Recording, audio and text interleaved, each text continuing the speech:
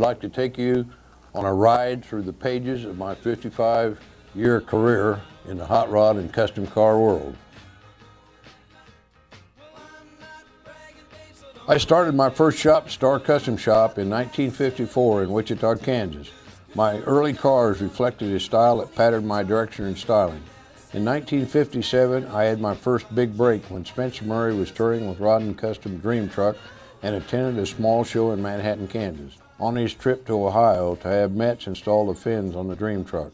While he was there, he photographed my 47 CAD as well as the 55 Plymouth I had on display at the show, and later featured them in Rod and Custom magazine in 1957, being my first cars to receive national recognition. Then in 1959, Hot Rod magazine featured my 59 Buick and 55 Plymouth on the cover. A great achievement, being the Bible in the industry, and very few custom cars appeared on their cover until today even. My next big break was late 1959 in Detroit at the NHRA National Car Show, held in conjunction with the National Drag Races. I built a 57 T-Bird for Bob Turgeon, called it a Pearl, the first full-size car with a chrome undercarriage and extensive custom restyling. I left Detroit with the National Sweepstakes champion, as well as the top custom shop of the year awarded by CarCraft magazine. I left that show and went back to my shop and started building the wildest, most creative vehicle I have ever built. I named it the Predicta, the first bubble-top car in the custom car world. I built the car in 4 months and debuted it in 1960 at the Grand National Roadster Show in Oakland, California. It received a National Sweepstakes award. It was then featured on the cover of CarCraft magazine, and Motor Life magazine chose it as the top custom car of 1960, and later Rod and Custom magazine named it the top 10 custom in 1960. And it has been featured in more magazines than any other vehicle in the hot rod and custom car world, with the only exception being the Rod and Custom Dream Truck in the past 50 years. Monogram Model Company made a 1/24 scale model of the car and released in 1961. It has been re-released almost every Christmas since. Total sales of over 500,000 worldwide in the past 54 years. Speaking of models, from 1961 to 1967, Monogram released 13 of my creations in model car form, many scaled directly from the original full-size car they contracted me to build. I also did drawings, restyling different vehicles, and then Monogram released them in model form from drawings. In 1961, I built my dream shop and changed the name to Starbird Custom Car Creations. Many more outstanding creations rolled out of this modern facility. In 1967, the Detroit muscle car took a toll on the hot rod and custom car world, and especially on the shops building cars. At this point, I closed my big shop and concentrated on my car shows and building only feature cars in a smaller shop for my shows. Going back to 1957, I produced my first rod and custom car show in Wichita, Kansas, mainly to show and educate the general public on what hot rodding and custom cars were all about. At this point, most activity in the sport had taken place on the West Coast. I went on to do Oklahoma City and Kansas City the same year, and over the years I expanded my show business into over 13 cities, mainly in mid-America. Later expanding, including San Francisco, California, Cow Palace, and the Grand National Roadster Show in the Coliseum, which Harold Bagdasarian and I produced for over 18 years. My last show was 2 weeks ago in Tulsa, Oklahoma, my 45th annual, with over 1,000 cars in competition. And of course, it is the home of the Go for the Gold Fine 9 Award, $20,000, the largest cash purse to one car in the industry. This year won by Scott Whitaker with his Marauder, a 50 Mercury, designed by Larry Erickson and built by Larry Kramer. Believe it or not, this was the 438th show I have personally promoted across the country in the past 53 years. Since the custom car crash, so to speak, in 1967, many shops closed, even Balon, Winfield, Cushenberry, A Brothers, and many more. I never closed, but went on to build another 50-plus feature cars for my shows, which have toured worldwide. I have a new book out called The Bubble Top King, documenting over 150 one-of-a-kind cars I have created over the years, as well as the rest of the story of my 55-year career. 16 In the 1980s, hot rodding and customizing got a shot in the arm with the release of American Graffiti Movie, and of course the start of the National Street Rod Association and Custom Kemps of America Association.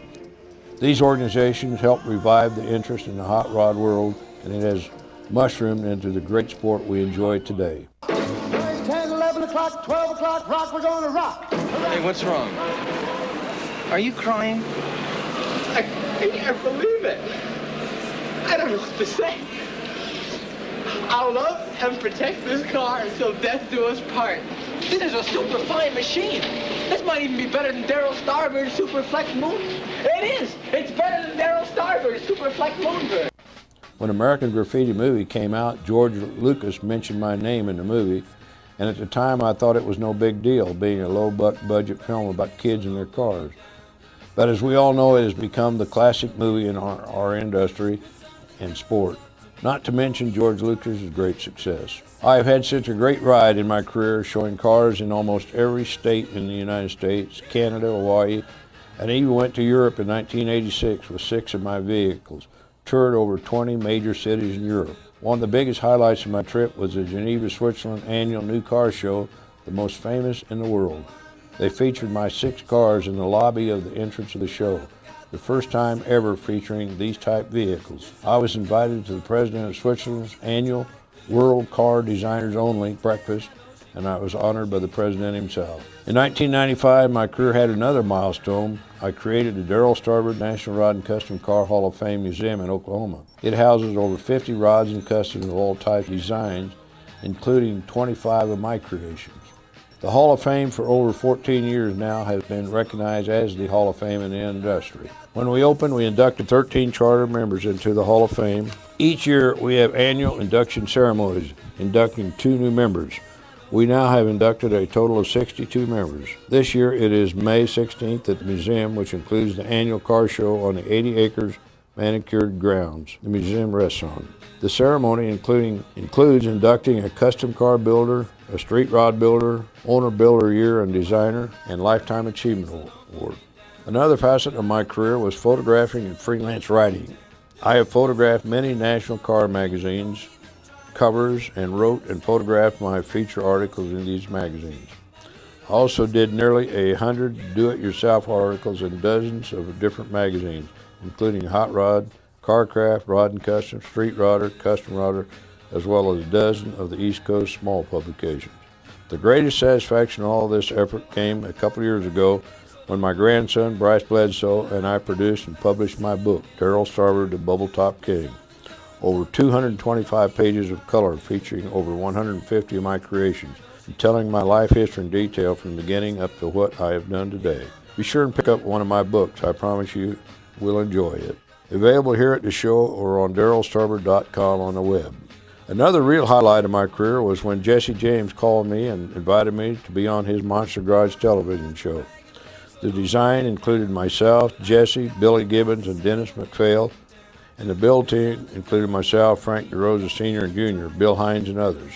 We successfully customized a 51 CAD Roadster in the time allotted.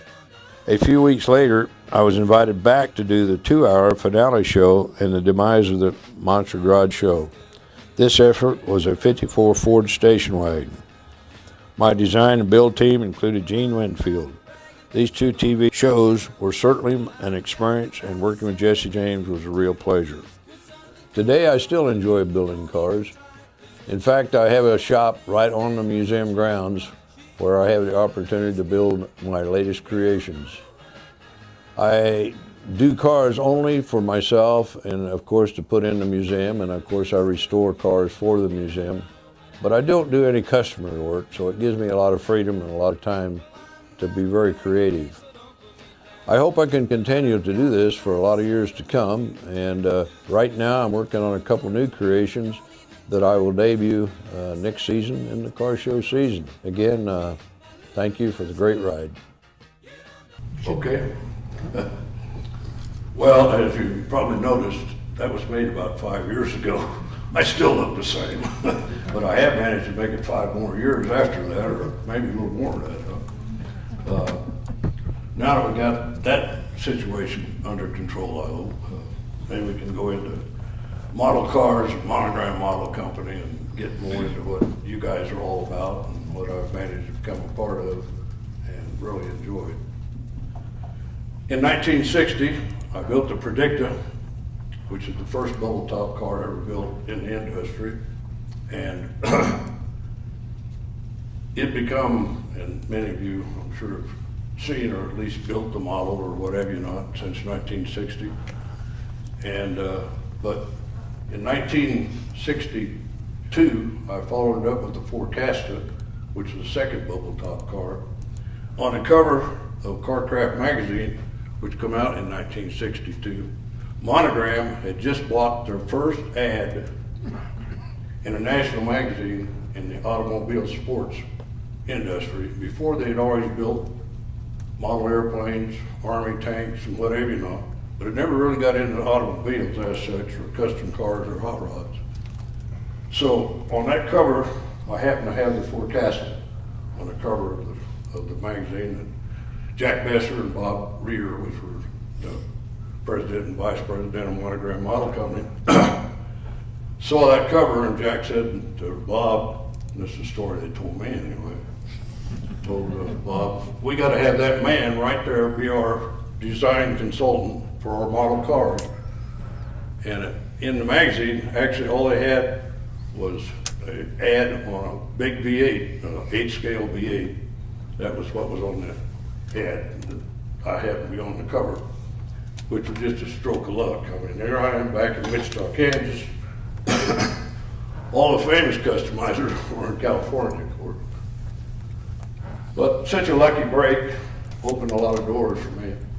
And first thing I did with Monogram when I went up there was to go to, in Morton Grove, Illinois, I went to the factory there, the model car, which had just converted over into model cars. I was totally amazed, not really knowing too much about model cars and how they were built and what have you not. And many of you may not know either, but actually it turned out to be a real small General Motors.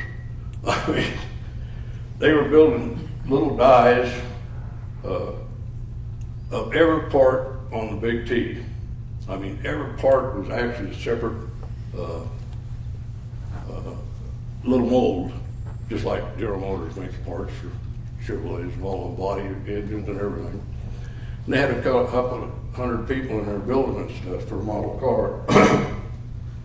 And of course, at that time was the Big T, which is the first 8-scale model ever, the Big T. And that was the first thing I actually went to work for Monogram, was on the Big T. It was my first assignment when I got up there. I actually signed a 6-year contract with Monogram to be a design consultant and come to Morton Grove at least once or twice a month to help in the engineering department and to kind of critique everything we did from that point on. But the Big T, Jack Besser, which is the president, said to me when I was up there, he says, you know, Darrell, what we'd really like to do first is have you go back to your shop and build us an actual Big T in full size. Because at that point we'd been doing it on paper only. And so I went back and built the Big T. In the meantime, they began doing all the engineering on the Big T to build the model. We introduced the Big T in 995, which was unheard of in the industry. Most models were selling for $1 or $1.95, you know. So it was a big risk, and we had no idea whether it would work or not. But the Big T went over with a big bang, actually, and sold lots of them right off the deal. Our first run was 50,000 kits, which in those days we had to run 50,000 to break even because the tooling cost was so unbelievable at that point. Nothing like today where, you know, you got your printer, the 3D printers and all that, where they can pop them out without too much trouble. But in them days, every model we did, we had to sell a bunch of them. Well, at that point, Jack said, we need a bubble top car next, and of course that's what you're known for, so we need to put out a bubble top car. At that point he began to negotiate with me on purchasing the Predicta, which is the first bubble top car, as I mentioned. He actually bought the car from me on the understanding that he would make a model car of it. But they were gonna, Monogram also introduced at that time the 1/25th scale, where everybody else was doing 1/24 scales, AMT and all the others. And we come out with the 1/25th scale, and we did the first Predicta, of course, in that scale. And also, shortly after he purchased it from me, he wanted me to bring the car up there to Detroit, or to Chicago, Morton Grove, outside of Chicago, and actually began doing all the measurements on it and so forth. And so I did, and the car was, because it had been built for a couple of years and I'd used it a lot on the street, that car is actually a running car, and I use it for promotions on my show. I even run it down a drag strip, American Hot Rod Association's drag strip at the Nationals in 1960, and clocked at 101 mile an hour with a stick steering, no less. And if I tell you the funny part of that story, always another part of the story. Don Gartless was in the what do you call it? The pits, where you get ready anyway. He was parked right beside me. And then, of course, he had the drag strip. You know, I'm sure know who Don Gartless is, the #1 drag race man. And he says, Starboard, he come over to me and says, what in the world you got there? And I said, well, I got the Predicta bubble top car. We'll run it down the strip. And he says, how in the world are you going to run down the strip? You got no steering wheel. I said, well, it guides to the stick right here in the middle. He said, Starboard, you're kidding. No, it does. You're actually going to try to drive it? I said, well, I've been driving it for quite a while now, but yeah, I want to run it down the strip. Well, the rest of the story. I get in it, and my turn comes up and announces me, you know, Darryl Starboard at the Predicta. We're going to run it the first time down the drag strip. And I pull out of the pits, pull up the line, go off the line, fine, straight down the runway or straight down the drag strip, and clock me out 101 mile an hour. And so on the return strip, come back past all the audience, they were in bleachers all setting up here, 4,000 or 5,000 people in bleachers. I said to myself, well, you know, anybody can go down the strip straight. I mean, there's nothing to that. Even with a stick steering, you can go down the strip straight. So I said, going back up the return lane right in front of everybody, I said, I'll just show them how it turns. So I pushed it forward, and I went off to the side a little bit, and then I pulled it back, and it went over this way. I went by everybody that way, just kind of going like this, just showing them how it worked. I mean, when I'm in there with a little stick. I get back in the pits, Don walks over to me and says, Starboard, you can't even keep that damn thing straight. You can't win. Anyway, that's the story, behind the story. Oh, thank you. You know I'm running out of voice already, huh?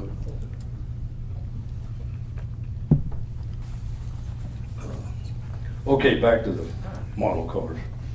The next thing we decided to do, why I returned the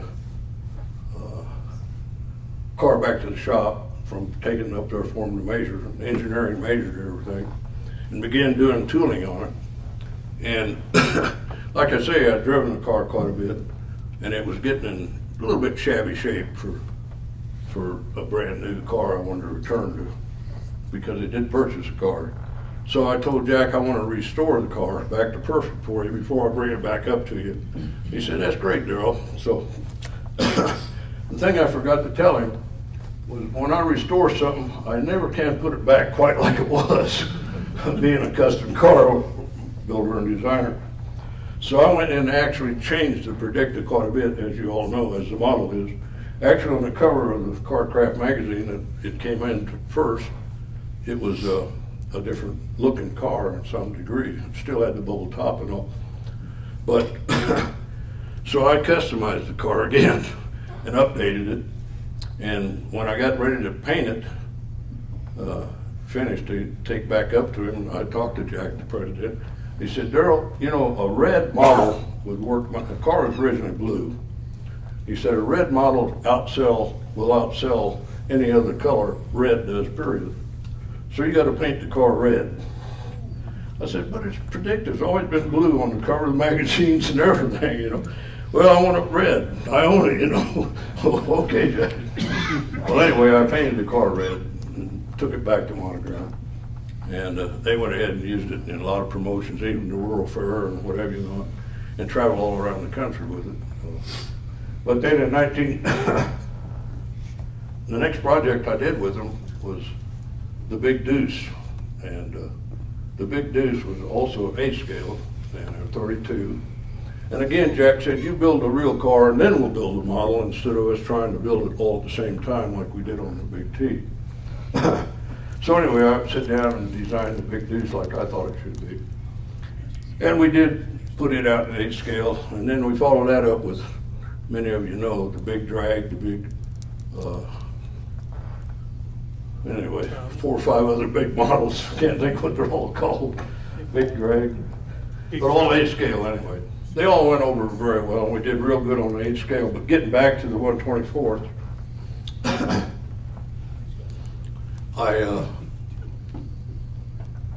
let's get back to 124.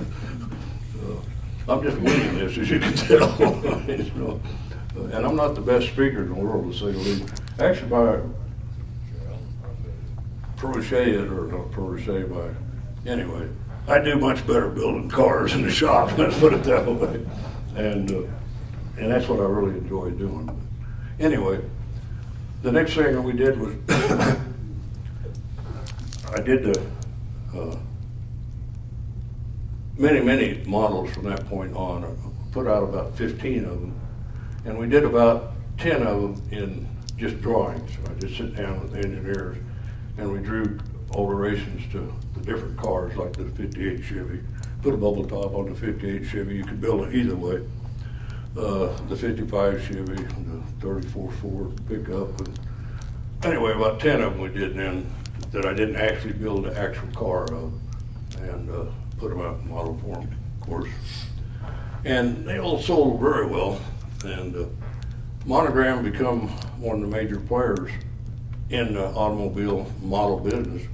In fact, the quality of our models were so much better, I'm prejudiced here a little bit, than the other guys that we just stormed the market with it and took over real fast, Monogram did.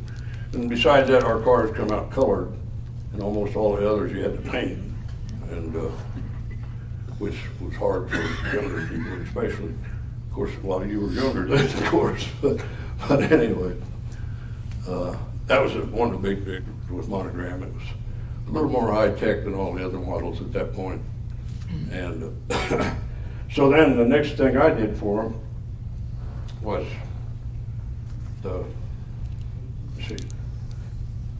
Jack wanted me to build some kind of a truck. Trucks are real big pickups. So I come up with the idea of the Ultra truck, which later we changed to the Orange Hauler. And we put it out in model form as an Orange Hauler. But I actually built the car first in full size, and then we did do the deal. Let me back up just one car. The next car I actually did was a Futurista. And the Futurista was a 3-wheeled, real modernistic car. And let me tell you a quick story about it, as if you need another story. But the Futurista, the Grand National Roadster Show in Oakland, California was the show in them days. Everybody wanted to go there and win it and become a part of it, including myself. I had already been there with the Predicta, the Forecasta, and then I guess then the Futurista. Well, anyway, the Futurista, the criteria they put in the promoter at that time of the Grand National Roadster Show, put in a new deal called the Tournament of Fame. And he invited 6 of us custom car builders around the country, George Barris, Winfield, Maylog, all the big names at that time, 6 of us to compete in the Tournament of Fame. and sent down the criteria for the Tournament of Fame. The criteria was, first of all, it had to be the first time ever shown in any show. That was the beginning of it. Secondly, it had to be the most innovative, futuristic car ever built, or in our venue anyway. And secondly, there were several other rules. But I went to Jack then and I said, told him about the Tournament of Fame, monogram, and said, I want to win that. And so he said, well, what do we got to do, Daryl? I said, first of all, it's going to cost a lot of money because it's going to be a complete different thing that's ever been built. And I'm going to have to turn the shop over because we've only got less than a year to build it. And so he said, well, Daryl, I'll just give you open hand. Build it. I don't care what it costs. We're going to put a model out of it. Well, this is a customizer dream, and any time, open book, do whatever you want to, money, no object. So anyway, I come up with a Futurista, three-wheeled, and it was the most innovative thing in them days, and today's even futuristic as far as that goes. But I took it to the Grand National Roadster Show, and Jack and President flew in, and everybody come in, and to make the story even more unbelievable, we built the model at the same, or tool for the model at the exact same time I was building the car, because I had drawings and so forth of it, illustrations. And we wanted to release the model the day we won the Tournament of Fame. And I knew all the cars that the other guys were built and were building, so I knew the car I designed and built for them would hands down beat anything. I mean, at that point in life, there just wasn't nothing even beginning to touch it. And by the criteria he set up for the award, I couldn't get beat, I thought. And so anyway, the show come, and the neat thing about the Futurista wasn't only the looks of it, it was also remote controlled. And the neat part about the remote control was there was nobody around. The only thing it had was a Wallen Sack tape recorder set beside it over here. And it had a voice score that said, I'm the Futurista. I can open my top. The top would automatically open. I can start my engine. The engine would start up. I went to turn my front wheel with the stick steering in the middle. For 10 days, the show used to run 10 days. That thing went every 45 minutes for 10 days. Never failed one time. For 10 days, remote control like that. Nobody around it. Nobody could figure out, because everybody else had used, remote control, but with wired and everything else. And this thing had nothing like that. Well, so anyway, I was one of the only members of the Hall of Fame of the Grand National Show at that time. I'd been inducted into it the year before. The problem was I was the only one out of California that was in it at that time. And at the award, or that banquet like this, was on Saturday night, and the awards were the next day on Sunday. And Al got up and said, the judges can't decide who should win the Tournament of Fame, so I'm going to let you guys vote on it. I turned to Donna and I said, we're the only one out here out of California. Everybody else knows everybody by first name and whatever, Well, long story short, I lost. Bill Cushenberry won with the Silhouette. Well, the only problem was the Silhouette had been shown a year before in the Open Roadster Show, which is the first criteria, first time shown ever. The car was a year old and shown a year before. And all the other cars were, George had the El Capitola there, Barris, and anyway, everybody had a really neat car there. But the Silhouette won anyway. He went to, and our prize was you went to Paris with your wife for 2 weeks and all expense paid, and a great time, So anyway, we lost. Well, to say the least, that's the last time I ever showed in competition. I said, from this point on, you guys pay me to come to the shows. I'm not going to show for nothing. And oh yeah, my wife had to remind me a little tidbit, and some of you know this, and I hope some of you might even have the model. We actually put out the first run, which we stopped in the middle of the Futurista. We released the day after the show with a little model in it. a little trophy right in the model saying Tournament of Fame winner. Well, needless to say, we had to stop production real fast and pull the Tournament of Fame winner trophy out of there because we didn't win it. Well, to say the least, I got fired over that. But it wasn't my fault, and they understood by the criteria we should have won. And I left there. Al Swaniker, the promoter at that time, disappeared. I couldn't find him, and I went back to Wichita with my tail between my legs, I guess. Anyway, tell you the rest of the story. I left there. I said, I'm going to buy this show. It's unbelievable. 10 years later, I did buy the show and ran it for 20 years from Al Swaniker. And believe me, it was ran fair from then on. When we set up a criteria, it went by that criteria, no exceptions. But that's the rest of the story. Futurista did semi-well compared to the others. Because it was so futuristic, it didn't sell as well as the rest of our models. And so it's a very rare collector's item today.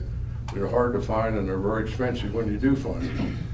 But they're still, the Futurista is still one of my favorites, and probably the most modern thing still built today by custom car builders. And but it was a little out of our range or our field actually, and I'm good at that too. I'm always taking that one step further than I should maybe.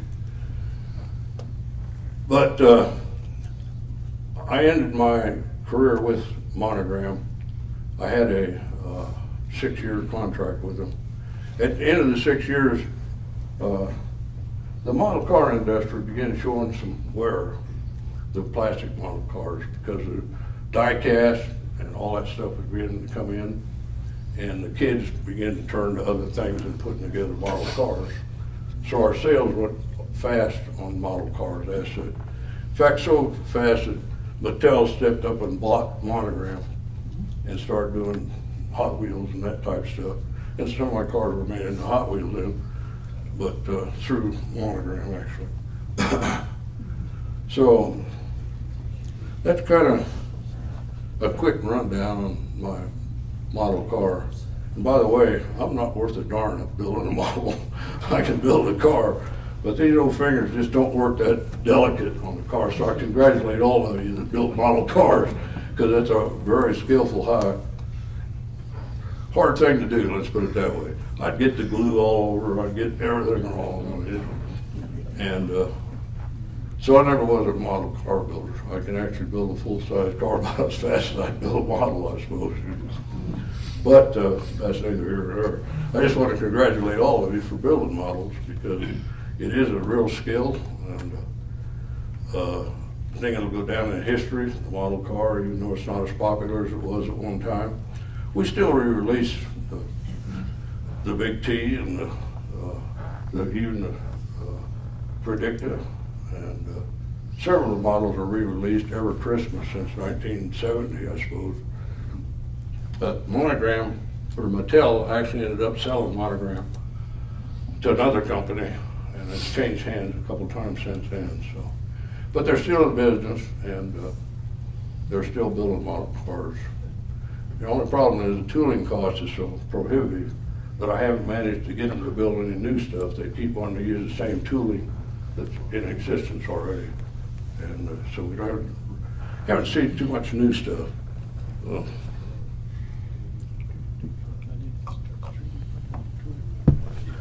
Thank you. That's all I got to say.